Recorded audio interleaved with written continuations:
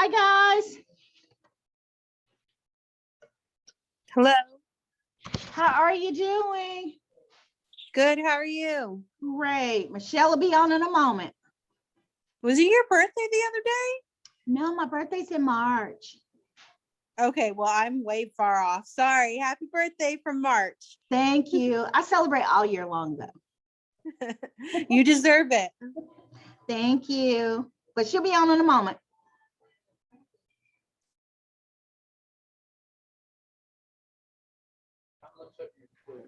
Hi. Michelle, I got you recording, okay? Wonderful. Okay, great. Wait, just a few minutes. I sent out the text again. Okay, great. We'll be right back. I'm gonna go get some tape.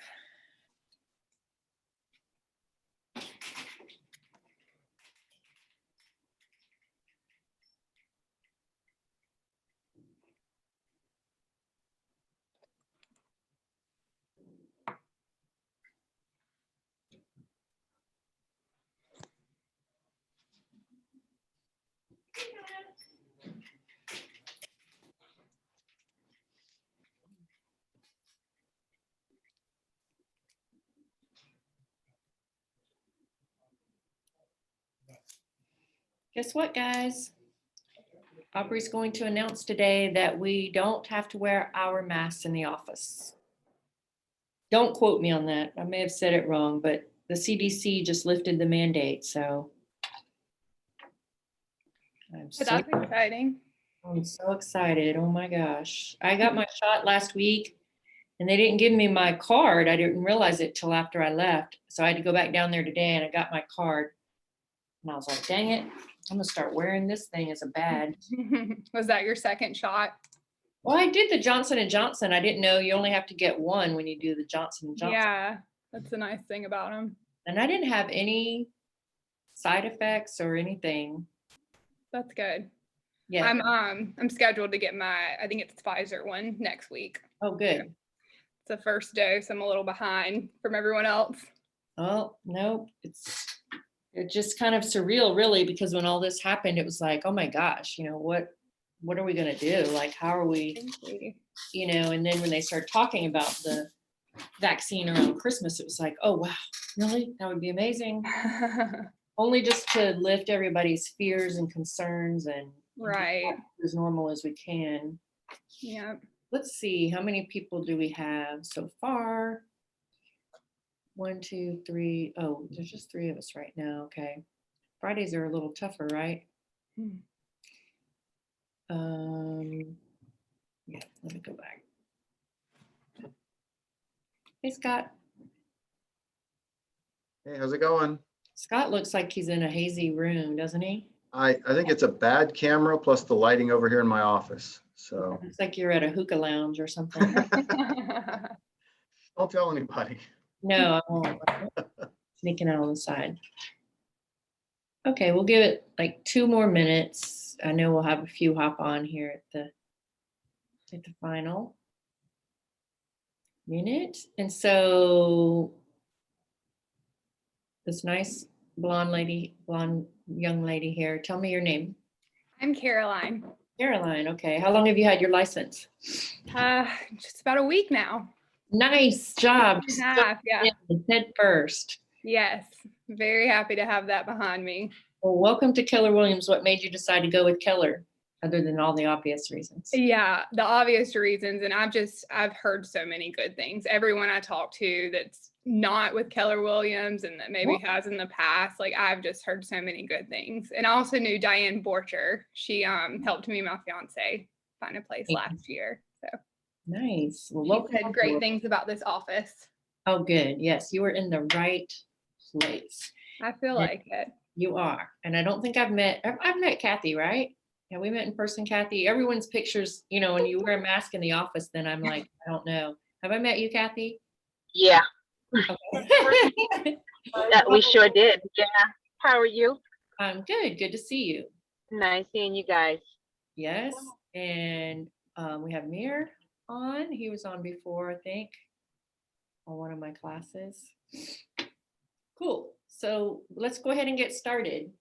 I've got my notes on a wall directly in front of me. So if you see me looking up occasionally, that's why. And I'm going to try to put some things here behind me too. So welcome. Thank you for coming on this beautiful Friday afternoon. My name is Michelle Slater, and the purpose of this class is to help you take leads and turn them into $100,000 worth of closings. So $100,000 GCI, gross commission income. I want to know from you guys what you hope to get out of this class today.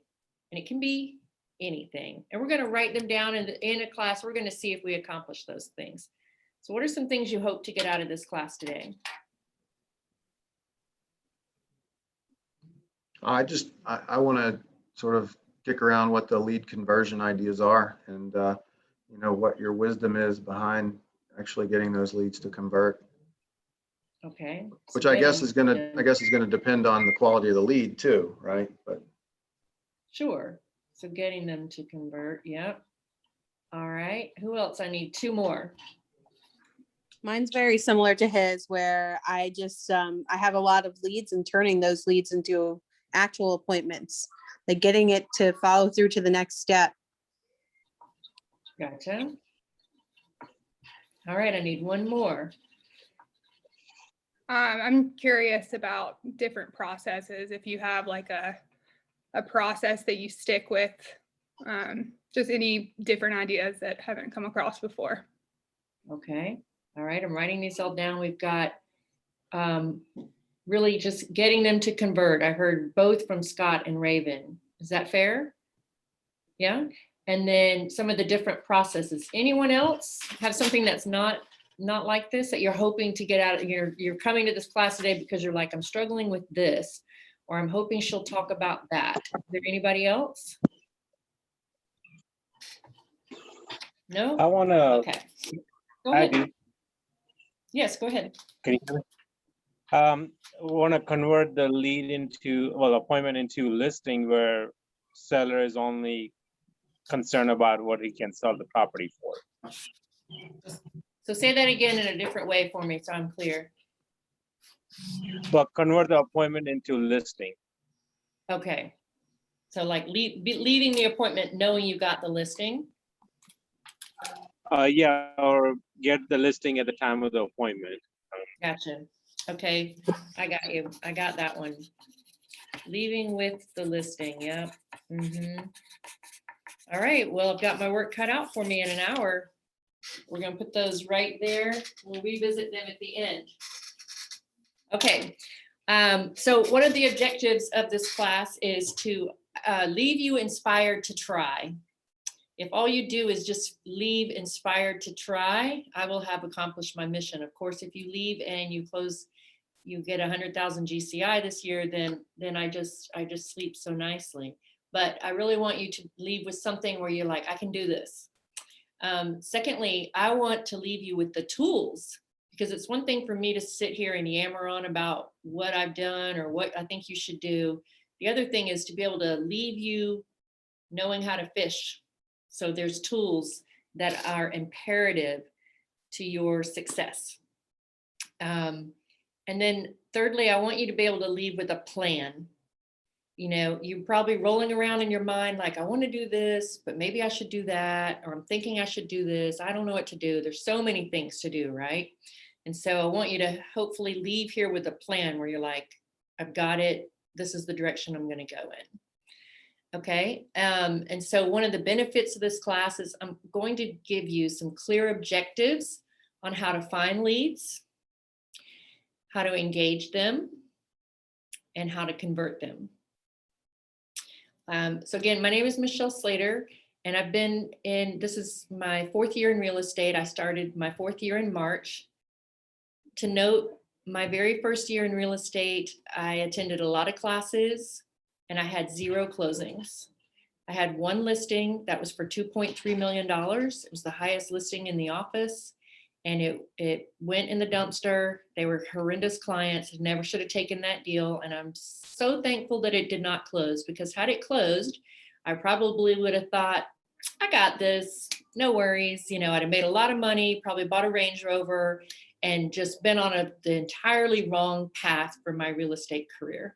And so as it was, I did not have a closing until I was 18 months in the business. I have a very patient husband who believes in me, and didn't say, hey, you want to hang that up? Because this is taking a long time, and you're not really getting anywhere with it. So kudos to him. But what I knew is that there wasn't anything else I wanted to do more than I wanted to do this. So I was committed. And then at some point I realized I've got to do something differently. I can't just keep coming to the office and take classes. There's something I'm not doing that I need to be doing.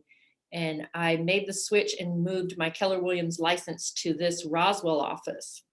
And once I did that, then I was a much bigger fish in a smaller pond. I was at a brokerage in Atlanta that had like 700 agents. And so I was just lost in a sea of people. And so I came to this office, and the first thing I did was I signed up for productivity coaching. Duh. It was like, okay, accountability. I have to be at the office every day. I have to do the activities that people are doing. I have to learn the scripts that people are saying. Someone's going to be asking me on Sunday night, how did you do? Did you get this done? It was what I needed.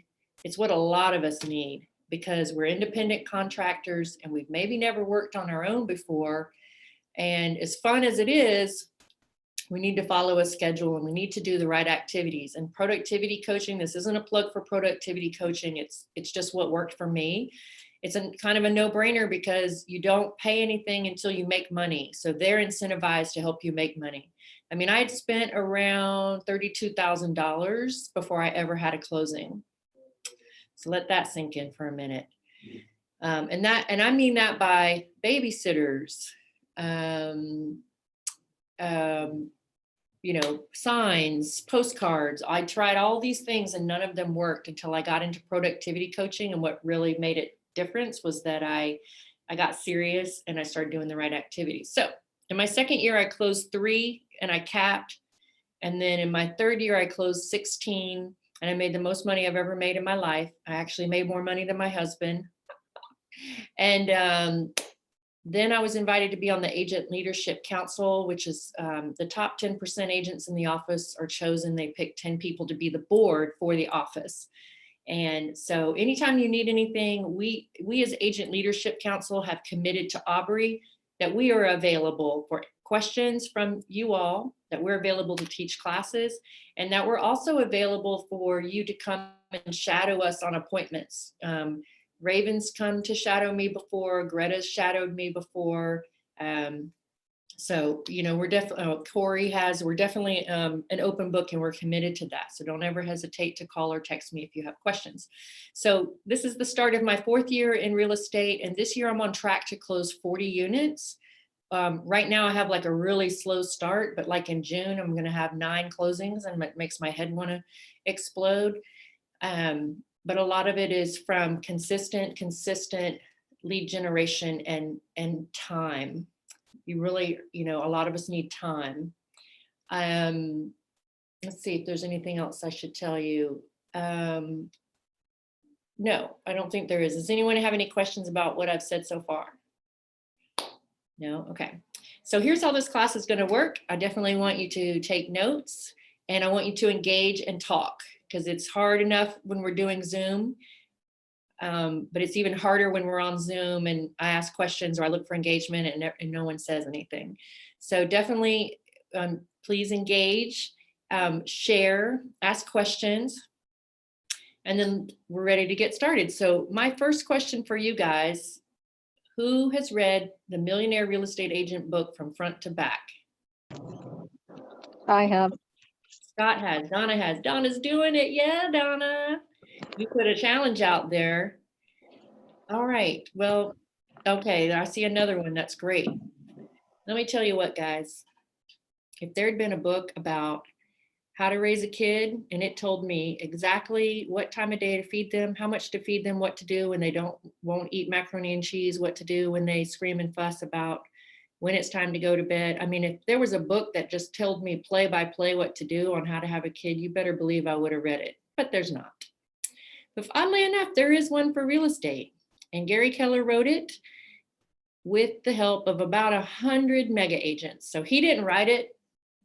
They interviewed about 100 or plus agents who were all successful, and they figured out what they were doing. And guess what? They found a bunch of commonalities amongst them all. And so they took all that information and they put it into a book, to the point that it's like, you should get up every day at 7 o'clock, and you should look at the market, and you should email people or touch people 36 times a year. And you got to read this book in order to go into a listing appointment after me and even stand a chance, right? Can't go to a listing appointment and see me walking out and you haven't even read the book, right? So you got to read the book, got to have the basics down, and it's all there in the book. It's going to save you a lot of money, because it's going to tell you the formulas that work and don't work, the proven formulas that someone else has done that's caused them to be a millionaire agent. Doesn't matter if you're never going to build a team, or your desire isn't to build make $1 million. All the information is in there. So there's some really great pages in that book. If you haven't gotten a chance to read the whole book, I want you to write this down, pages 119 through 164. It's all about lead gen. It's all about the lead gen conversion. That's like 50 pages, if even that. That's like 40 pages. So it's all there. And I want you to do it this week. I'm saying, get it done this week. You can read those pages 119 to 164. And after you've read it, let it sink in, then read that same section again the next week. After you've marinated on it for a while, read it again next week. I tell you this because it doesn't do any good for me to throw out a bunch of ideas when there's a proven foundation that you can keep going back to. Because, right, you're going to take all these classes in the office, and well, Michelle does this, and well, Joanne Curtin does that, and so does this. But you're going to see there's a common theme when you read these pages in the book. And that's what I want you to be able to leave with, is a place to go back to, if you will, and read it over and over and over again until you find what works for you. That's what's great about this business, guys, is that I'm not for every client out there. Some people are like, she is too much. She wears too much makeup and she talks too fast and she is not the agent for me. And so someone else, they're going to pick somebody else. So it's okay. We can all do the same things, but do them in a different way. And that's what that section of the book is going to help you with. So to start off, leads to conversion. Everybody is a lead. I want you to hear that. Everybody is a lead. Everybody. I think I struggled with this in the beginning, that I was constantly calling and looking for people who were motivated to buy or sell real estate. And it would be great if I could just pick up the phone and call 10 people and 3 of them were like, yeah, actually, we've been thinking about selling next week. And oh, yeah, great. I'd love to come over and talk to you about that. That's not how it happens. So what you've got to be able to do is get comfortable talking about real estate all the time with everybody you meet, then taking those people and putting them into a system so that you can systematically stay top of mind with them 12 to 36 times a year. And that's in the book. That's in those pages of the book. It's got the lead gen model, tells you exactly what to do. So everyone you're meeting is a lead. So I hear one of the questions was, getting them to convert. You've got to find their motivation. And so what we learned in productivity coaching, what we've learned with a class called The Language of Sales, is we cannot motivate people, right? If I have a friend that wants to get in shape, there isn't anything I'm going to be able to do or say that's going to motivate them to do that. I can teach them how to do it. I can show them where to go, but I can't motivate them. So we have to remember that if you have leads and they're saying, yeah, I'm thinking about selling, I'm thinking about buying, and you're not able to convert them, that's probably not your fault. That's more about they're not motivated. So what Gary says we have to find is we got to find the motivated, right? And if you guys are looking for listings right now, and you're looking to get some closings right now, then you've got to go basically scrape the cream, right? You've got to go find the motivated. What are some ways we can find the motivated right now?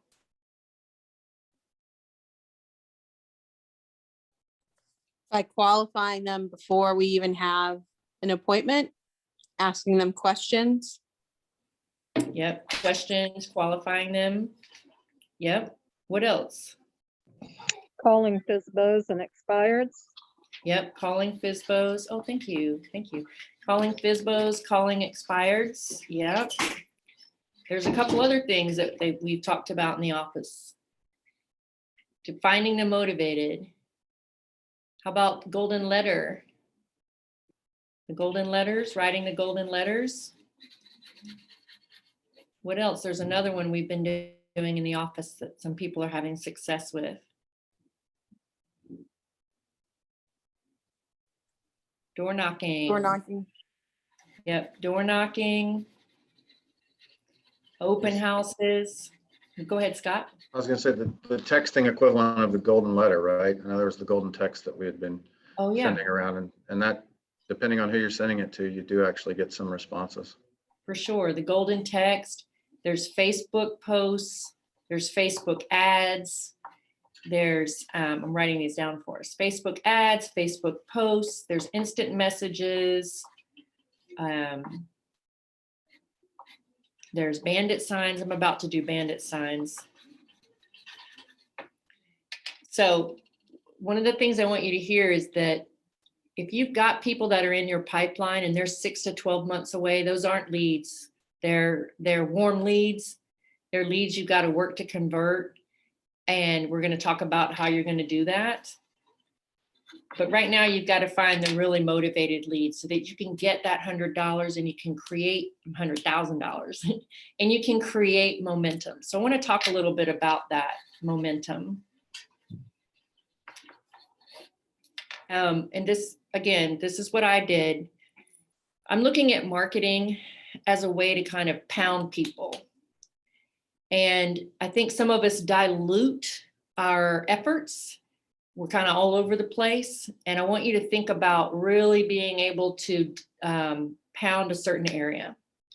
For instance, I did live in Martin's Landing, which is a neighborhood in East Roswell that has 2,000 houses in it. So it's probably bigger, more people live in that neighborhood than the whole town I grew up in, back in Central Florida. So there was an agent in that market center who's dominated it for a while. And I say dominated, I mean, she closes like 20 of the 80 units in there.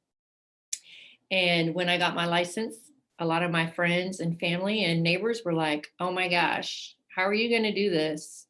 How are you going to take her on? I mean, she's dominated this neighborhood forever. And I thought, I don't know, but I have to, because this is my database. This is where my kids go to school. This is where I live. This is where I volunteer my time. Just, you know, I sing in a band, and the band was the Martin's Landing band. So it's like this, I got to find a way to fit in, because I can't go and just start somewhere else. I could, but this is my start. You know, I know people in here. And so I made it my mission really to combat her, you know, and whenever I would see her sign in a yard, I would say under my breath out loud, I'm coming for you, Veronica. Yeah. And my husband would just laugh. And people would text me like, oh, a sign of one of Veronica's signs went up in our neighbor's yard today. And I'm like, damn it. But I got super motivated about it. I had a lot of breakdowns, but eventually I had a breakthrough. And I realized what I just told you guys. We're all not equal. We're all individuals and we're all unique. So one agent is not for everybody. And it hit me, what do I have that she doesn't have? And what I had was the face-to-face camaraderie with people, because this particular agent did not live in our neighborhood and didn't have young kids that went to the school in our neighborhood. And so you got to find what your strengths are and capitalize on that, lean into that. And then you got to compound that area. So with Martin's Landing, I was kind of willy-nilly sending out handwritten notes. and sending out postcards and sending out newsletters. And once I had this epiphany, I decided to get very strategic about what I was doing. And so I asked the newsletter, for instance, do you need any articles written for this month? And they were like, yes, we do. We never have enough articles to write. So I wrote an article kind of about myself, about my historic preservation endeavors, but it was about the endeavor. It was about the house, but you know, in a sense, it was about what I had done to be a part of this. So there was that, and then you're able to, you know, pass it around to your friends in the neighborhood and say, hey, did you see this article about me? Blah blah blah blah blah. Then the next thing I did was Veronica actually sponsored my kids' swim team, like the Martin's Landing swim team. And I was like, dang it, I hate this because all my kids' swimsuits have like her name plastered on their backs. And, you know, how am I going to beat this? Well, at every swim meet, they would play the national anthem. And so I thought, so I went and I asked the people, I said, how would you guys like it if you had someone that sang the national anthem live every swim meet? And they were like, well, that would be cool. And I said, I'd be willing to do it. And I sing in the band. So you guys know I can sing. I'm not going to like get up there and sound like Roseanne Barr. And so they agreed to let me do that. And so I couldn't say, you know, Michelle Slater, the Keller Williams realtor. So I wore my Keller Williams t-shirt, right? So I wore my Keller Williams t-shirt and I sang the national anthem. And of course, as I'm leaving, people are, I didn't know you could sing, da, da, da, da. And I'm, you know, giving them my card and I'm making note of who I'm talking to. Okay. Then I started writing handwritten notes, which I wish I had an example, but I don't today. But my handwritten notes have my picture on the front of them. They're stationery I had made through Vistaprint. So it has my picture on the front, and then it just says realtor. And then on the back of it is my information, which is my QR code for my website, so they can go and see a lot of stuff there. And so I started handwriting cards to people I'd met, people on Facebook who maybe I hadn't met, but were friends of some friends of mine in Martin's Landing, right? It's like they know you, they know who you are, know of you, but you've never met them. So I started doing that. And then whenever someone would have an open house opportunity in the neighborhood, I'd be the first to ask, you know, can I hold your house open?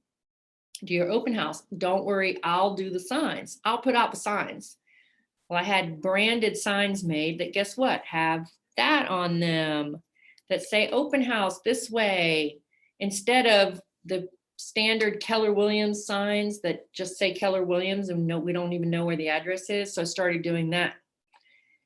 Then I started doing pop buys, which is just like a little red baggie with some tissue paper that had bubbles in it and crayons and, you know, a bottle topper, little things. And I would just keep them in my car. And sometimes my kids would get invited to go do things at other kids' houses. And I would say, here, you need to take this baggie up to the mom when you go there.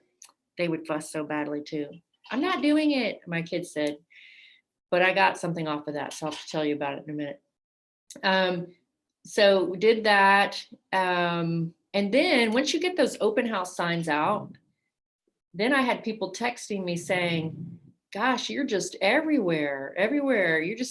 You're just rocking and rolling. It was like, yeah, I haven't had a single listing or closing yet, but no one knew that, right? But it looked like I had because my face was everywhere.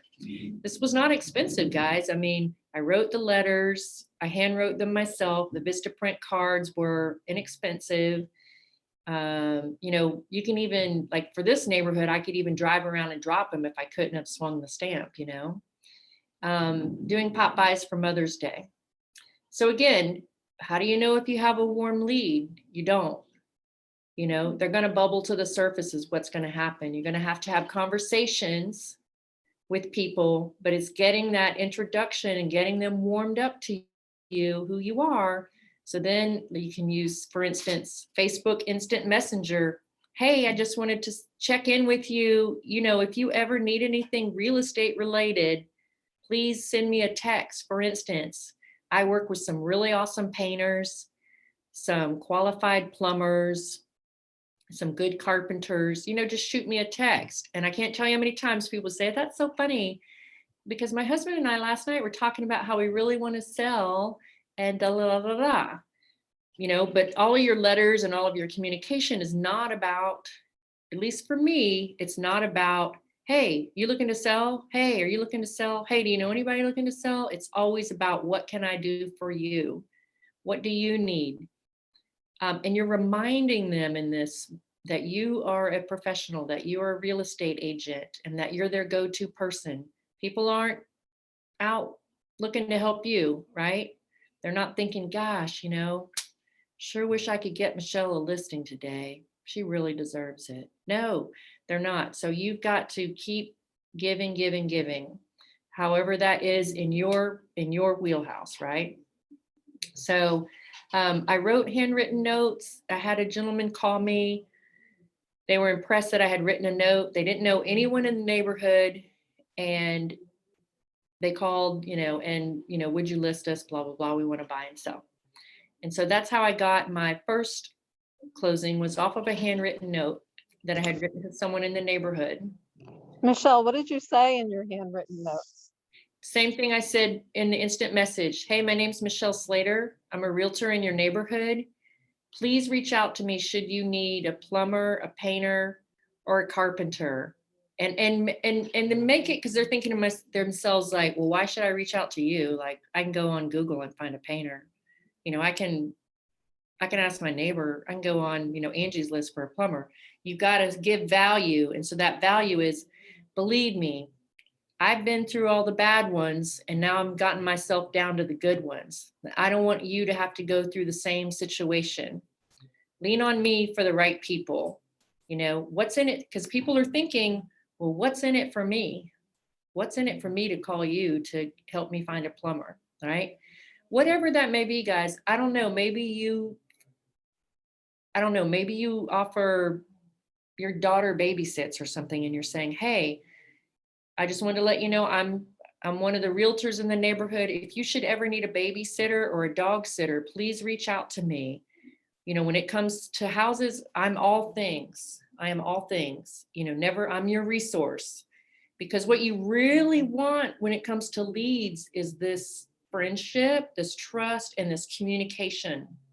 It's going to be very rarely that the phone's just going to ring because someone found your name on Google. It's all about building relationships and building trust. What other questions do you guys have for me about that? I hope a lot.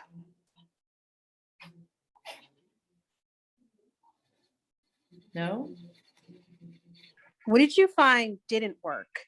What's a waste of time? Yeah, that's a great question. Just sold postcards, just listed postcards. Buying leads on Zillow was the biggest waste of time and money I've ever spent. Handwritten all day long, instant messages all day long, text messages. I cold called for a while, and that worked, but not for the reasons you would think. But again, it's hard to know because, I can ask, for instance, who could I ask? Like my friend Kat Ballou, who just gave me her mom as a referral. If I ask Kat, what made you decide me? I mean, it's 4 years worth of things, so I don't know that person's going to say, well, it was a postcard that you sent me, or, it's a culmination of things. So I don't even know if maybe some of those postcards did work, if they weren't just another layering piece. Does that make sense? Yes. Yeah. What else? You guys remember any questions you have someone else wants to ask too, and they're just too shy to ask? So Michelle, you had recently mentioned about sending a message out to people in your database, asking them about, who they would refer their friends and neighbors to if they had a real estate need. Can you go over that again? Yeah, sure. So what she's referring to is we should all be, qualifying our leads. So yeah, for you guys that are telling me, I have leads, but I'm having a hard time getting them to convert. What really tells me is you just don't have a motivated lead. you either don't have a motivated lead or they're not thinking about using you. And so there's two ways to get around that. If you were to list your home, when do you think that would be? I know you've been talking about listing it. When do you think you're going to be ready to list it? When do you think you're going to be ready to buy? Because you need to know what kind of things you need to do between today and then. And then the second one would be asking them, hey, when you do decide to list your home, will I be given an opportunity to meet with you and speak to you about that? Or if they're a closer person, you can say, hey, if you were to hear of someone thinking about selling, who would you tell them to use? You're not saying, would you tell them to use me? Because now they're going to be like, yeah, of course I would, and they're just going to lie just because they don't want to be uncomfortable. But saying, hey, if you were to hear like your aunt, your next door neighbor was thinking about selling, what would you say to them? Who would you tell them to use? There's two things that's happening there. You're teaching them how to give you a referral, and you're also finding out the answer, because they might say, well, of course I would use you, but how do I do that? That they're buying a house. How would I do that? It's like, well, did you know I can help anybody? So all you have to do is stop them and say, listen, let me call my friend Michelle Slater. Can I call her and tell her about you and share your information with her? You need to teach your cheerleaders how to give you referrals. Marinelli taught me that word and I love it. We're actually going to do a little pop by thing with the cheerleaders, because you guys can't be everywhere all the time. So you've got to confirm that these people that you're nurturing that haven't converted yet, are they even going to be using you, or at least give you the chance to interview for the role? It's better to find out now, believe me. And if they are, then there's touches. Do we all know what I mean by that? There's touches, there's messages and postcards and pop buys and things that we need to do in order to stay top of mind, because let me tell you what happens. Everyone's outdoor knocking. I'm writing golden letters. They're talking about their husband and their wife have some weird thing. Let's say, for instance, the night before last, the neighbors got in a fight with each other again, and that's it. This couple has said, no more, we're moving. I cannot take this neighborhood anymore. Knock, knock, knock. I'm at their door the next morning. Hey, I'm Michelle Slater. I'm one of the realtors in the neighborhood. I have a house for sale, and I'm just letting you know that it's available if you know anybody you're thinking about you'd love to have as your neighbor. And they say, well, no, we're actually leaving the neighborhood. We don't know anybody. I say, great. Where do you think you would be moving to? And there I am, even though they've been talking to you, once a month for 2 months. That's how it works, unfortunately. So we got to stay top of mind. Yeah, so that's what that was about, is going through your database. And if you're new, calling people and saying, hey, just wanted to let you know, I'm sure you learned this in Ignite. Hey, just wanted to let you know, I'm so excited. I got my real estate license and I am brokered with the #1 real estate company in the world who's tops in training. I can't wait for you to see my transformation. I want you to know that I'm going to be in touch with you. And if you hear of anybody thinking about selling, you have them call me, or you call me right away. Yes. What other questions? How can you tell when you should let go of a lead and if they are worth your time? Give me an Like example. When's the best time to decide when to let someone go? Like, okay, this really isn't, this person's yanking my chain, Yeah. even though they keep commenting, oh yeah, I want to sell. You know what I mean? Those people. Yeah. So I think if it's about selling, you don't need to, it's not an all or nothing situation.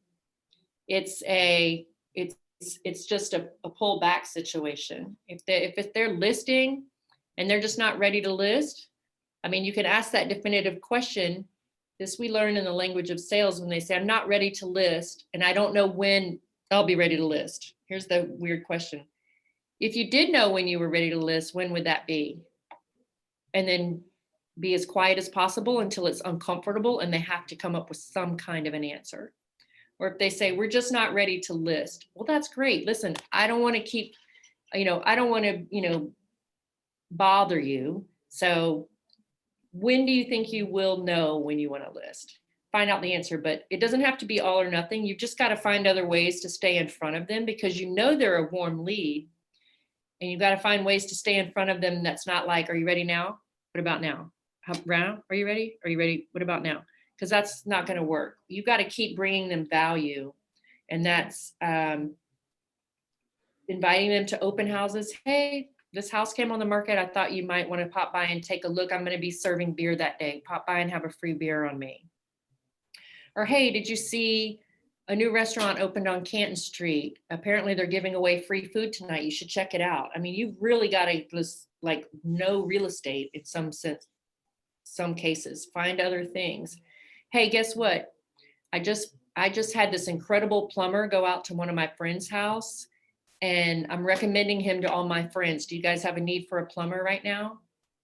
I mean, anything you can think of to get in front of them that's not about, are you ready to list your house? Because that's going to get old. Is that How about with buyers? Because I know you've had a few buyers lately that you've had to let go of. So I'm just curious what brings you to that decision with buyers? So she's right. So I have a lot of buyers right now, guys, and one of them I had to let go. And that happens when you read the Millionaire Real Estate book. It's going to talk about conversion rates, and you should be taking a lead, and 75% of those leads turn into appointments, and 75% of those appointments turn into contracts, and 75% of those contracts close. So think about those odds. There's a lot of people that don't end up, meeting you at the closing table. And so it's a business decision. I have one buyer, they're FHA, which is a very particular loan. This particular buyer did not have closing costs that they could provide. They did not have any cash for over appraisal. Their price point is like $285, and they have to have East Roswell. So we were already climbing an uphill battle when we started in March, but the market just kept getting tougher and tougher and tougher. And I was spending a lot of time away from my family, spending a lot of money on key pleas, spending a lot of time writing offers that we weren't even going to remotely get. And I kept asking them, so I'm looking for motivated, because see, they have to be motivated. I can't make them motivated. And by that, I mean, are we just playing here? Like, are we just playing like this is fun? We're just out looking at houses and I'm writing contracts to see how quickly we can be rejected. Cause I'm not in this for fun, I'm trying to provide a legacy and strengthen community with the money I'm making. So I was looking at where's the give and take here. Like, I'm giving, what are you giving? And I'm judging this, but I knew they had gotten a $7,000 stimulus check in February. And so I said, oh God, we're getting that second wave of stimulus. You guys will be able to pay for closing costs now, right? No, we have to use it for something else. Okay. And then I said, well, guys, we're gonna have to start looking outside of East Roswell. It's just not possible. We really don't want to leave East Roswell. We really want to stay. Okay, well, you're going to need to lower your price point because you don't have enough to pay closing costs at $300,000. So you're going to need to come down to like $185 and live in a townhome for a couple of years. No, we really don't. We just don't want anything that's conjoined with. That's when I decided that they have to go because they're not willing to compromise. They're not motivated. Like I know because I have clients that are motivated that are like, what do I need to do? I'll go get a second job. I'll live in a crumb hole, until the market comes back up. Those are the motivated. Does that make sense? Yes, definitely. Yeah. Hi, Red. This is Crystal. Nice Hi. to meet you finally. I wanted to ask you, I love the idea of handwritten notes, but even in your situation, you have more clients than you can possibly write to. So how do you handle that as far as being able to touch as many people as possible with a handwritten notes? I'm glad you asked that question, Crystal. Thank you. Yes. So when you read the Millionaire Real Estate Agent book, he's going to talk extensively about leverage. And I love this part of the book because for years I had put a lot of pressure on myself in other genres, not just in real estate, of why can't I do it all? Why can't I be good at this? Why can't I do it all? And what Gary talks about is, why should you do it all? You Mhm. can't do it all, and you stink at a lot of stuff. So instead of beating ourselves up about getting better at the stuff we stink at, what are you good at? Now go out and take classes and read books about the things you're already good at. And then you're amazing because you already have a natural given talent at the things you're good at, which is a huge leg up, which you shouldn't just rest on your laurels on that. Like, okay, I'm outgoing, so I'll just be outgoing. It's like, no, go find books about how to be a prolific speaker and how to not say and how to be even more engaging and take classes and read books and be a master in that. And then guess what I stink at? All the contract writing and the boring, writing letters over and over and over again. So the long answer, Crystal, is I pay someone else to do it. Beautiful. Can you make a recommendation or share that with us? Yes. So this person was my nanny. And guess what? You know what? Watching my 3 kids was hard work, but you don't have to be staring at them the whole time. You can do something else. And so it was like, hey, I'll pay you $3 extra an hour if you'll write some notes for me. And hey, by the way, on your way over here, to start your shift with watching the kids, would you mind swinging by the post office and getting some stamps? And hey, could you make that an activity with the kids? I want the kids and you to all sit at the table today and put stickers on envelopes. Put those little critters to work. But tell you, in the beginning, when I had all the time in the world, I handwrote them myself. My handwriting is atrocious, and you know what? That's okay because they knew it was real handwriting, right? It wasn't. Right, that's true. Okay. But, do it yourself. There's all these high school kids right now that are in transition to college. Put an ad on Nextdoor. I'm telling you, this is a way to meet people too.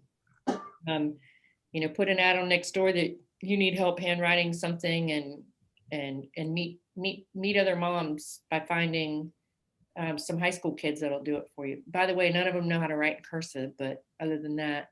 Yeah, that's true. All right. Well, thank you so much. Yep. What other questions do you guys have? And then I want to get to the crux of converting those leads and do some like script practicing with it. Anything? Any questions? Okay. So here's how we find out if these leads are motivated. We ask a lot of questions. So on my website, you guys can check it out later, reddivarealtor.com. I have a buyer's intake sheet and a seller's intake sheet that I used. And that helps me pretty quickly. For instance, yesterday, I got a sign call. That means I have a sign in a yard that's for sale, and someone in the neighborhood called me and said, my daughter's thinking about buying in this neighborhood and she doesn't have an agent, blah, blah, blah, blah, blah. Okay. I said, great. What's her email? I need to send her some information. So I sent her the buyer's intake sheet, which is just a questionnaire that says, when do you think you'd want to buy? What are you interested in? Do you have a lender? Have you already talked to a real estate agent? All these types of questions that help me qualify that lead. But for instance, when you do finally get to have a conversation with someone, let's say, Scott, you say you have some leads that you're struggling to convert, right? Can I put you on the spot? Yeah, sorry. I was Okay. trying to get it unmuted. Do you So mind, there are. do you mind sharing with us one of the situations so that we can use it as a example and I can walk everybody through it? Yeah, and you can tell me if this is the kind of example that you're looking for, but I'm actually dealing with a couple of folks. I mean, these were both from, well, one was from a Facebook ad, one was from a cold call. Okay. They're both cold. They've what's never, that? don't know you. What's that? They're both cold then. They've never met you face to face, flesh to flesh. They have now. I guess maybe this is a step 2 conversion. It's getting them, they're both to the point where it's, I gotta buy something before I can sell, before I can list with you. Okay, gotcha. And one of them's, I mean, it's a $950,000 property, and his wife has decided that until she has something she's comfortable with, he's not allowed to sell. Well, Gotcha. Our expectation was that we were going to be able to list it this month. Right. So, I mean, I think that's actually a little further down the road than the type of version that you're talking about. Yeah. I think one of the other, with cold calls, let me go back to just sort of the cold call thing. Mhm. Using a basic script from Ricky Carruth. Are you familiar with his circle prospecting scripts? He really just calls up and introduces himself, gets the conversation going, and Mhm. just didn't know, a house down the street from you sold, just didn't know if there's anything in the world I could do for you, that kind of thing. Mhm. And some of them start some pretty good conversations, but it's in the follow-up where they were happy to talk to me then, maybe they didn't hang up on me. Right. But it's sort of the process of making sure those touches continue to keep it. I do a monthly newsletter. I pay somebody to do that for me. Great. And, it's just getting it from that first conversation Mhm. to being able to have more frequent conversations, or at least have those follow-up conversations. Yep. And finding a reason or something of value to generate that next contact. Yep. Hey, I know you said you were looking to move for another 6 months, but this is the neighborhood you were looking in. Yeah. I talked to some folks in that neighborhood, and there may be something. What do you think? So Yeah. being able to have that Yeah. almost an excuse to have the next conversation. Oh. That's where it's turning what I made a warm lead into a hot lead. Hot lead. Oh, I love everything you said. There's so much to say to that. So first of all, the money is in the follow-up, guys. Secondly, we have expectations that do not meet their expectations, because we're thinking, what's in it for me? And Scott, what I heard you say, and thank you for being the guinea pig, because I'm going to lay it out here for you now, is that you want that listing. You want to get that house listed and sold. Sure. I mean, that's what you're after, right? What if you were really after, and I don't doubt that you're not, helping them find a place and sell their place? What if your absolute mindset was, these guys have a problem, an issue, and I want to help them with it, and not made it about, I need this listing, I need Yep. them to list, I need them to list, I need them to list, because Right. people are going to sense that all day long, and it's not really the issue, because you can't change their situation. Yeah. All you can do is change the way that you behave around it. Does that make sense? No, it does. And, there's another example, but the more expensive property there. He's talked to a realtor. He just wants to move up to the Blue Ridge, LJ, Big Canoe type area. And one of the things that was happening is he wasn't getting a lot of traction with the realtor that he was talking to up there. Yeah. And, he's like, oh, I found this lot. And he was like, if you know somebody who can do the grading on this lot and can set it up where we could build a house. Yeah. Okay. So I called some people up there and found somebody who was a contractor who could do some of the site work, and got him in touch with that person. Well, then the wife doesn't want to build a new house at her age because she's 65 years old and says, I don't want to build a new house. Right. So, then it's, well, if the guy up there, and he hasn't signed any agreement with anyone up there to represent him on the buyer's side. Yeah. Like, look, I see the trouble that you're having. Let me take a look at what's up there. And, that's not my area of expertise, but I can talk to a number of people who it is, and we can see if we can Right. find something that you're looking for. So it was one where I went in trying to get the listing, obviously, but Right. now understanding that to really make this whole thing work and to make them happy, they need help on the buy side too. Yeah. And it's the same thing with the lead I got from Facebook. This guy's 68 years old. His wife is 65. They're retiring. And, they didn't need any help on the buyer side, but to sell, they needed to buy. Well, Yeah. they weren't getting much traction with the folks up in the Big Canoe area that they wanted to help, find. So now, I've stepped in and I actually got them involved with the knock program to be Okay. able to facilitate that buy before you can sell. And he was like, wow, I didn't know anything like this existed. If that's going to help. So really, at the end of the day, what was it that I started out as? It was wanting to get the listing on his $400,000 house over in Kennesaw. But now it's going to hopefully end up with the buy side on a transaction up in Big Canoe for 400,000, because an agent up there wasn't doing what their expectations were, what they wanted, and B, didn't have them, didn't properly vet them in terms of whether a program like Knock or Homework would be something that would work for them. So, Yeah. yeah, I mean, it's that, you're right, it's the follow-up, because I could have just tried to get the listings on both of these and, been like, oh gosh, they're not going to list because they can't do the buy side. But Right. right now, I think a lot of what I'm seeing is to get the listing, you may have to help them on the buy side with something like a knock or a homework. Or find somebody in Keller Williams if they're out there. to Yeah, help yeah, them. yeah, yeah. We're struggling with that. So I heard, and I already know everything is about follow-up. And again, it's not about the same question over and over. It's, I'm trying to think of a good example. Oh, Dylan. Let me give you a good example, guys. And this is going to touch on what Scott just said. My son went to a birthday party and I said, here, take this to the mom. And he cried, no, I'm not doing it. I said, you take that in there to her. And so he took it into her. And then about a week later, I sent her a handwritten note. I never even met her, never laid eyes on her, dropped him off. He got out, ran in, same thing, ran out. But they lived in Martin's Landing, my targeted neighborhood. So I handwrote her a letter a week later. Thank you so much for having Cameron over to Braxton's birthday party. These two are like two peas in a pod.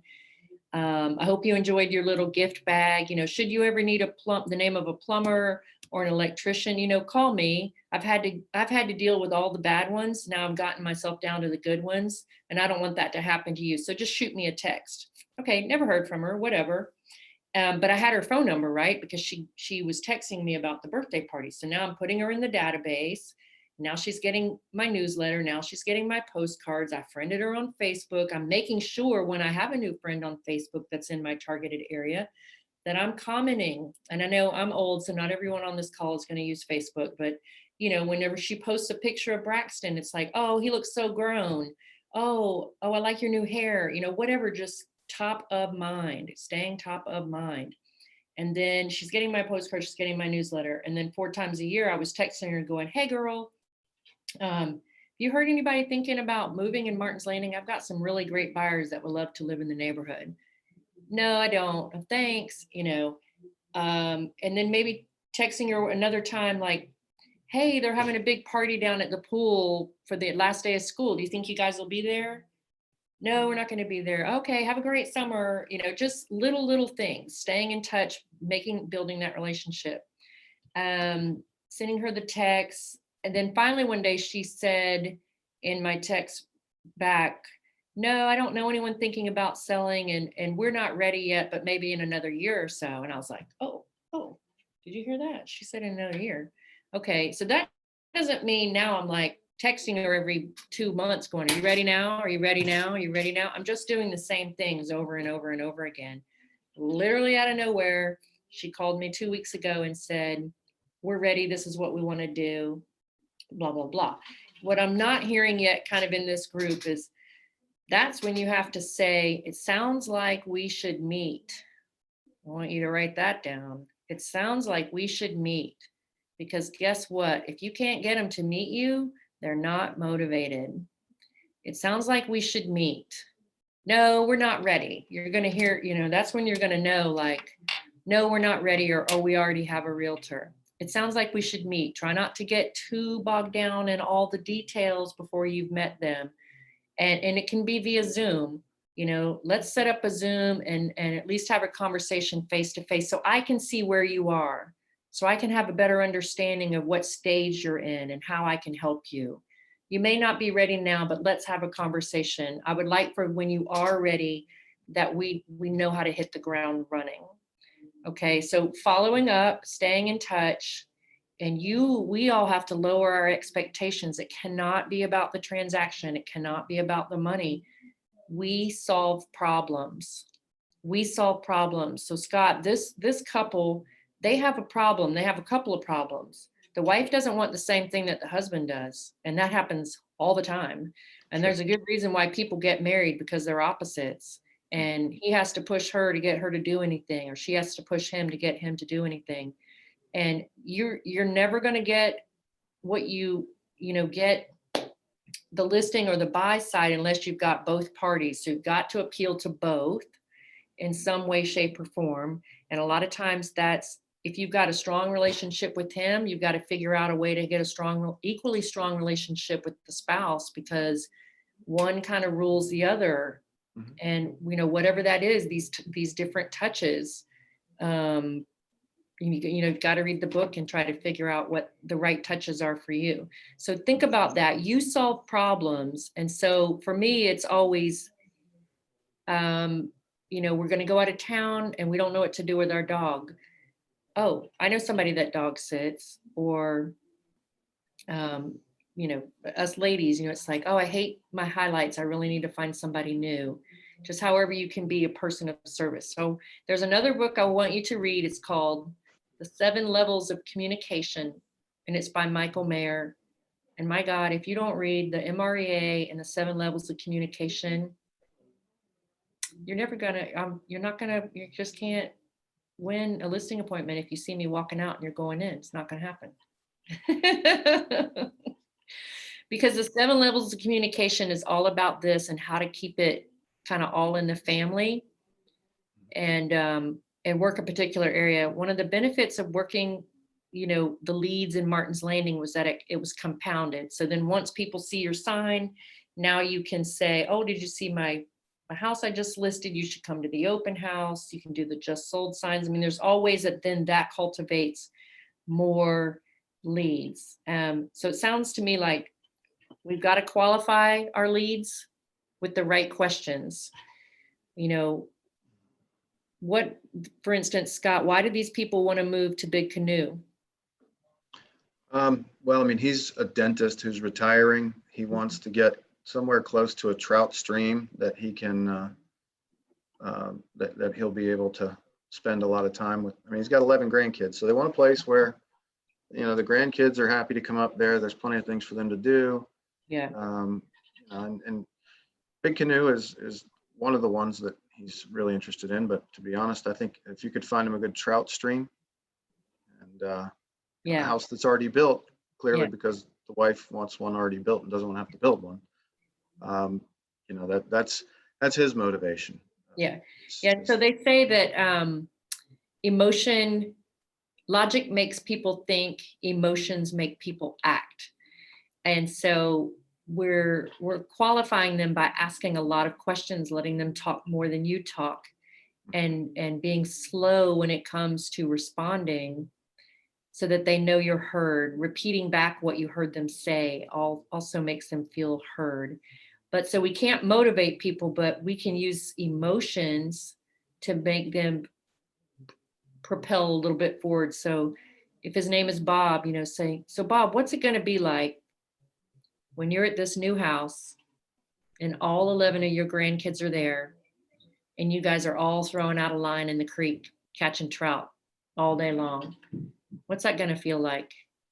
Oh man, and then just zip it. Oh, it's going to be so awesome. I mean, it's what I'm worked my whole life for, and it's what I really want. And Bob, let me ask you this. What's it going to feel like when trout season passes and another year goes by that you didn't get to spend with your grandkids out there, and next year half of them are fussing that they're too big to do that with grandpa? What's that going to feel like when another year goes by? That's where they're like, oh yeah, I need to do this now. But it sounds like, like we said, you don't quite have the wife's, you don't have her full circle, and that may be tougher because it's a cold situation. But asking him, what's important about this move to your wife? I want to know what's important to her about this. Help solve problems.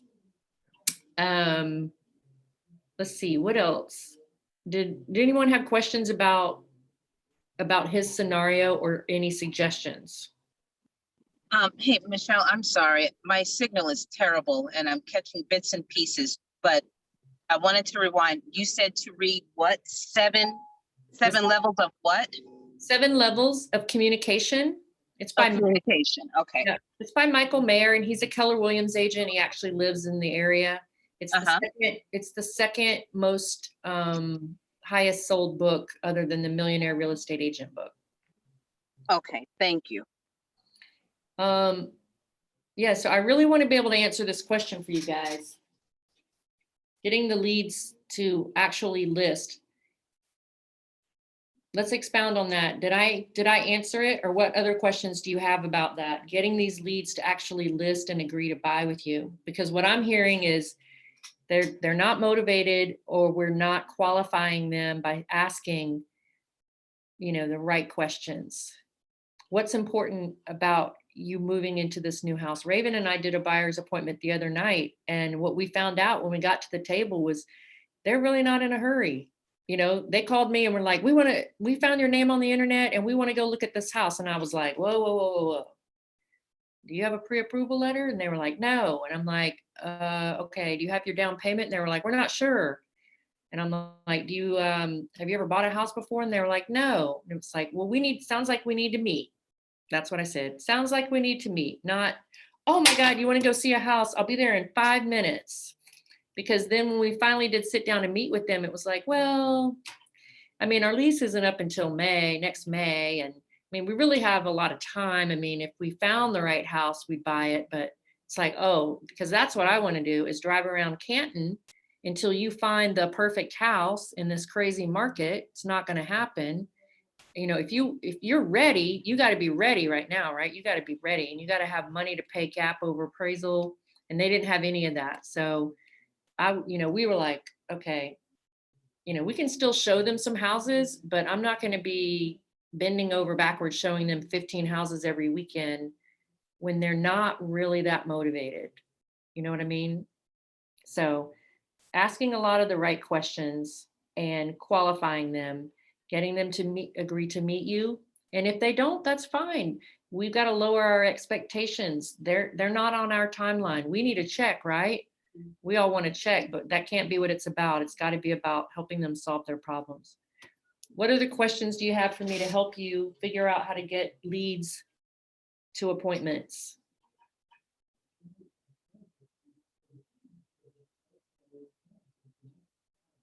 Raven, anybody?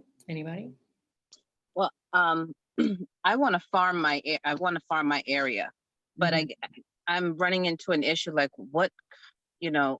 what verbiage, we have scripts for everything. Mm-hmm.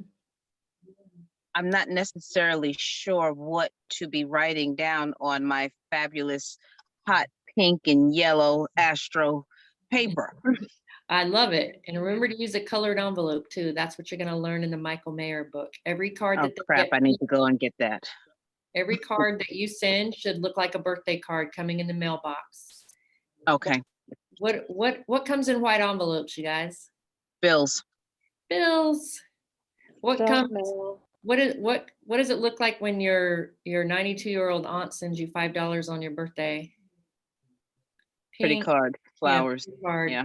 And so think about that. It's in the 7 levels of communication, always using a blue pen because bills come in black ink. So anyway, keep it real. If that's your brand. If it's not, then don't keep it real. But my brand is keep it real. So it's, hey, my name is Michelle Slater. I'm a realtor in your neighborhood. Just wanted to introduce myself in case you hear of anyone thinking about selling, or if you have any questions about what's going on in this crazy hot market right now. Just shoot me a text. I'm happy to help. Gotcha. Or hey, my name's Michelle Slater. I'm not a new realtor in your neighborhood because you were only new on the first day. After that, you're a realtor. Mm-hmm. I'm a realtor in your neighborhood. I've lived here for 7 years. I have kids that go to this school too. And, I'd be happy to help you. Are you curious how much your home is worth? Shoot me a text and I'll send you the number. Okay. So that kind of thing.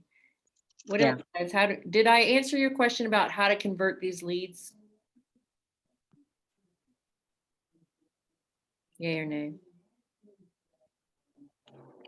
What I heard you saying is make sure that you qualify them up front and dig deep to find out how motivated they are. And then that gives you an indication of whether or not you'll be able to actually convert them. That's right. That's so right. You guys, if for those of you that have taken my classes before, you know that I like to relay real estate related as like it's dating. You're dating And that's, don't kiss on the first date. God forbid, don't put out on the first date, show up. Here's how much your house is worth, the whole thing. Like, gosh, hold some stuff back for Christ's sake, And so you've got to qualify them. If you're looking to get married, after, a conversation or two, because, well, for instance, Greta and I went on a listing appointment together. And by the end of it, the seller said, okay, well, do we need to sign something? I mean, he was ready to sign with us. And I said, no, not yet. We don't bring anything. We just really wanted to get to know you and meet you. And when we got done, Greta was like, oh, wow, why don't you get an agreement right then? I said, because I don't know if I want to work with him or not. I really don't know. I gave him some homework, and I need to see if he's going to do the homework or not, because I'm not sure yet if they're tire kickers. And we'll see when he does the homework. And I want to have another conversation with him to see if he gets it and see if I can work with them. So that's what I mean by qualifying, is asking a lot of questions, and let them talk a lot, because what happens is you end up building rapport and trust, and you learn what's important to them. And then you can surprise and delight them throughout the transaction. You can find out, what's really important to both of them. So it's just going to be a much better transaction. And then, you know what, keep moving on. I know you guys are making cold calls and doing things, and you're finding leads, but if they're not ready to list tomorrow, you got to put them on a 36 touch or a 8x8, and you got to keep moving. You got to keep moving. You got to keep finding somebody. You got to find somebody that's ready to sell tomorrow, ready to buy tomorrow. Does that make sense? And like I said, everybody's a lead, but we gotta snuff up the ones that are, and that's how you're gonna do the 100K. Just right quick, and I'll let you guys go. My 16 transactions last year. First one, made my son give a pop buy. And then they said, yeah, we've been thinking about buying and selling. So I asked a lot of questions, solved their problem. They bought and sold. They were 2 transactions. The next one, she said something on Facebook in a conversation with somebody, like, yeah, we would sell too if we could find something, but we don't want to ever leave Martin's Landing. So I instant messaged her and I said, you can find something in Martin's Landing. I said, what kind of house what would you move for? Like, what kind of house? Well, it'd have to be this, that, and the other. Okay, great. I never met her before. Just she was friends of somebody, was on the PTA, whatever. And so I kept that top of mind. And whenever a house came on the market that fit the criteria she was looking at, I would instant message her and I'd say, hey, Tracy, 2175 Six Branches Drive is coming on the market tomorrow. You should go look at it with me. Meet me over there. Not, would you like to see it? Would you like me to show it to you? Hey, meet me over there. No, no pressure. I'm going to go look at it anyhow. You might as well be with me so I don't have to be alone. Took about 6 months, but they sold and they bought. So that was 4. Then the other one was a handwritten card, and they called me and they were like, we want to list. They signed the listing agreement that day and then changed their mind. We didn't list their house for another 2 years, but they sold and they bought. And what's funny about them is that they felt so guilty about it, and I knew they did. So I used it to my advantage. So I would text him all the time and be like, hey, Josh, it's Michelle. Who you got for me? You know anybody? So guess what he did? He sent me a lead. He sent me a buyer. And you know how I did that? Because I handwrote them cards all the time.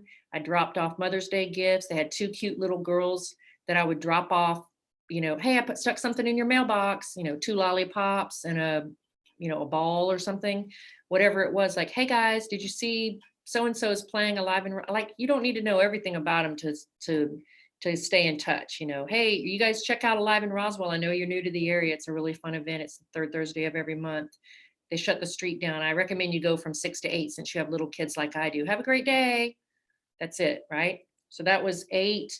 Then another one was the HOA holds a Christmas party every year. And but they didn't have a Santa. And I was like, guys, wouldn't it be cool if we had a Santa? I'll pay for the Santa and the photographer. And they were like, really? I'm like, yeah. And we can put it in the newsletter and blah, blah, blah. So they put it in the newsletter. They put it on Facebook. Michelle Slater, the realtor, is going to supply the Santa. and pictures are free. And I had my friend come and be the elf and help. And so I stood and talked to the parents while the kids were visiting with Santa, and just had conversation with them. How long have you lived here? Where do you live? What do you like about Martin's Landing? What don't you like about Martin's Landing? What's your house like? All of that, right? And I'm writing it down, then I'm following up with a card. Now they're in my list, and then at some point you're saying, hey, if you were to hear of somebody thinking about selling, who would you tell them to use? Oh, well, my sister is a realtor. Oh, okay. We take them out of your database, stop sending them stuff. Or I don't know, well, what could I do to earn your business? What could I do that you would feel comfortable saying, well, you need to call Michelle Slater. Okay, so that's how I ended up with number 9 was they were so impressed that I did this for free, and they were so touched by it. And so I stayed in touch, and they bought a house. Another one, my lender sent me to, and then I had 2 referrals outside of the state. One was a relative and one was a friend, again, that lived in the neighborhood. But a lot of this comes from the 7 levels of communication, how to kind of work your network and just pound people. They see your stuff everywhere. All right, I want to wrap up. So I want to answer any last questions that you have. I'm an open book. So Michelle, ask I've away. got a question. Yeah. You mentioned the pop-by bags. Can you tell me what those contents were again? Yeah, sure. So you're going to find this in the Millionaire Real Estate book also. Oh, okay. Pop buys are go to the dollar store and buy yourself some little baggies. And I do whatever suits your brand. So I'm a mom. So things for me are like, I can buy a big bag of lollipops at the dollar store for $1. So it'll have like lollipops in it, bubbles, sidewalk chalk. A lot of times I'll go to Marshalls and Home Goods after a holiday, like a Mother's Day holiday, and buy up all their discounted Mother's Day stuff and buy up all their discounted Easter stuff, and I put it away. And then I'll use that for the following year as a pop by. For instance, for Easter, we bought these cute just paper plates and napkins that were matching, and we just did those in bags, and we went around and put them on people's mailboxes. But really anything, anything that when who is it that's asking me that question, by the way? Crystal. It's Crystal. I'm sorry. Oh, no worries. So Crystal, what is one thing people think of when they think of your name, when they think of you? Like for me, people are like, oh, I think about clothes, or I think about singing, or historic houses, when I That's think a of great you. question, but I have no idea what they think Okay. of. Well, what should they think of? Like, what is something that's of Crystal, if you will? Genuine. I care. My spiritual gift is service, and they know that. The I people mean, that, are you a runner, or are you oh yes, Are very you- athletic. are you like Yes, I'm very athletic. Okay, yeah. So I mean, But, anything but that they wouldn't know that. I mean, they don't see me on my bike doing 40 or 50 miles and things like that. But well, that's the thing, is they should. You got to get these people to know you, like you, trust you, and they need to they want to know who you are, and Yeah. people will align with you when they align with your goals and your visions. That's in one of the books that's too. true. You want to do business. People do business with people who are like themselves. Right. It's that, and just when they see something that's like, oh, I've always wanted to do that, or that's something I used to do when I was younger, or that's something my dad did, when they can align with your vision and your values. So not that, your gift has to be exactly like that, but that's what branding is. Branding is finding out what makes you unique, and then being able to offer that to people so that it always kind of rings through and they know who you are, because they end up using people because they know them, like them, and trust them. Right. 9 times out of 10. I mean, I know a lot of us still get cold leads, but Right. And we know visibility trumps ability. So just being out there. So that's right. And perception is reality. Like I said, people thought I was killing it because all of a sudden I had, 6, 7, 8 signs in Martin's Landing in a 4-month time period. And it looked like I was killing it. It was like, well, I'm doing okay, but, I'm no 30 units in Martin's Landing. But they see you in the newsletter. They see your just sold postcard. They see your, Facebook posts. It's about awareness. Yes. What other questions do you guys have for me? I'm an open book. You probably touched on it earlier, but I was multitasking. How did you put the signs out again?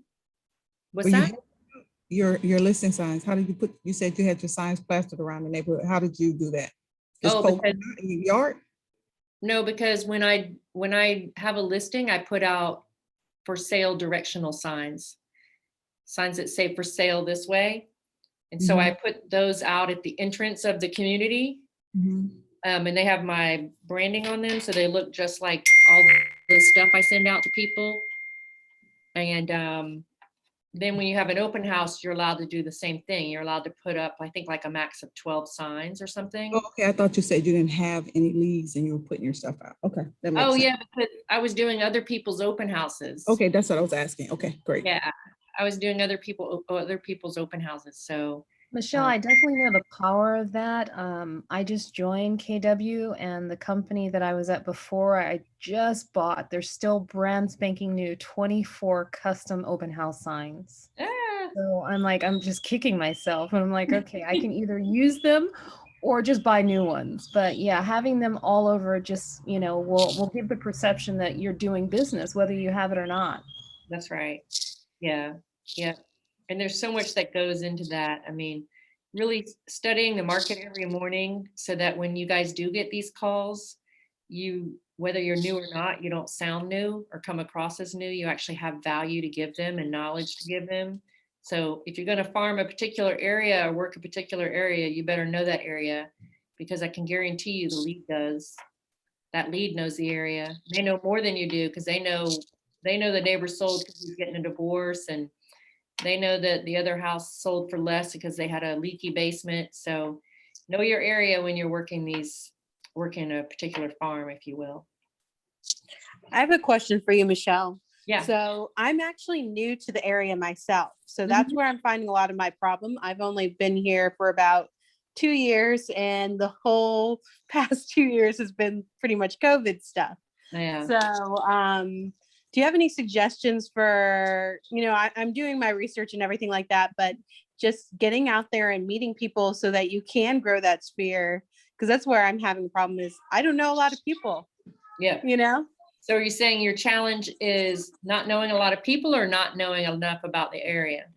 No, I feel like I'm doing my research on the area and I'm learning that, and I'm doing my due diligence there, Yeah. But just getting out there, meeting more people, growing that database and sphere. And,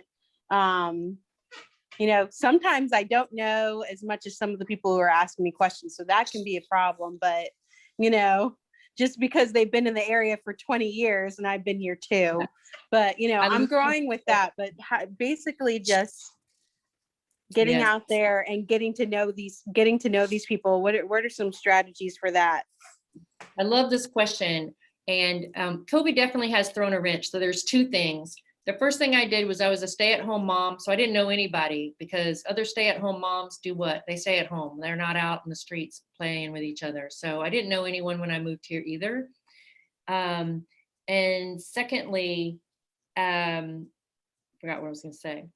So I didn't know anyone either. But what I did was, let me write this down before I forget, is I started volunteering.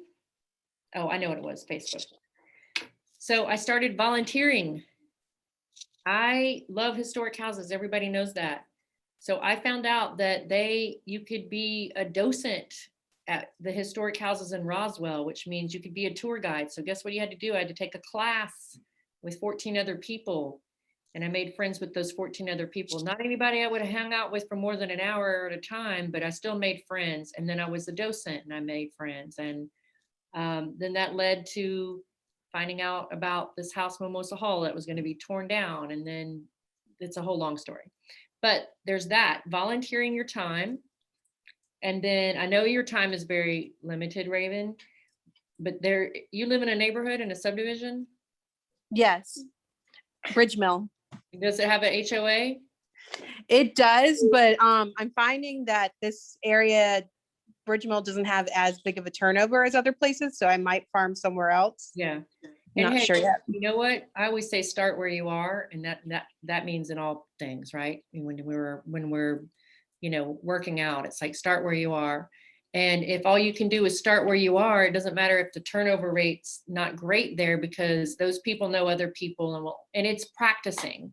You know what I mean? It's about you practicing this new way of living, if you will, by getting to know more people. So finding out where you can volunteer while your kids are at school, or a way that you could bring the kids with you. And let me tell you, if there's not a way to volunteer, create something that is. Because I guarantee you, if you have some type of challenge, some other person in the neighborhood has that same challenge. Maybe it's, hey, this summer is going to be brutal. Let's all get together and do play dates 2 days a week. We're going to meet at Chick-fil-A on Mondays, and every Friday we're going to meet at the pool, and we're going to take turns bringing the snacks. We're solving problems. That's our job, is to solve problems. So try some volunteering ways. One of the other things I did was, anybody I was Facebook friends with, I tried to become friends with their friends. And I did it strategically, meaning, for instance, my friend Rebecca, she makes cakes and cookies. Everybody knows her and everybody loves her, and she lives in Martin's Landing. Whenever people would start talking to her, I could tell based on the conversation how close they were or not close to her they were. And then I could see, oh, they live in Martin's Landing. So I would start having conversations with them. There's, Heather is saying to Rebecca, oh, can you make me a purple cake? I'm saying back to Heather, she makes the best purple cakes. She made one for my birthday. She's amazing. Now Rebecca loves me because I'm saying nice things about her. And her friend Heather's like, who the hell is this talking to me? Oh, and then we all start talking. Then I friend Heather. And then I'm all week long making little comments to Heather. Oh, he's cute. Oh, I like those plants. It doesn't have to be your life story, but just little comments. And then about a week later, I'm sending them a card. Hey, I see that you and I are really good friends with Rebecca. I didn't know if you knew or not, but I'm a realtor in the neighborhood. If you should ever need a quote on your house, you're looking for a painter or a plumber, I want you to text me. Count on me as your answer to your problems. Okay. And then boom, now they're getting all your postcards and your whatnot. I'm telling you, that's how, like, I got the Dillons. Never even met them. I'm trying to think, because I had somebody else like that too, where I've never even laid eyes on them. I've never even breathed the same breath, but they, honest to God, feel like really close friends. So that was a long way to answer your questions, but start where you are, create a group if you don't see one, and start being strategic about something in your neighborhood. Is there a neighborhood Facebook page? Yes, I'm on all those. I've started trying to answer any questions I see on those that I have an answer to. Yeah, and look at who you could become friends with and what other conversations you can get into that aren't real estate related, and you can help people solve their problems. If whatever it is, I hate my grass. What kind of grass are you guys growing?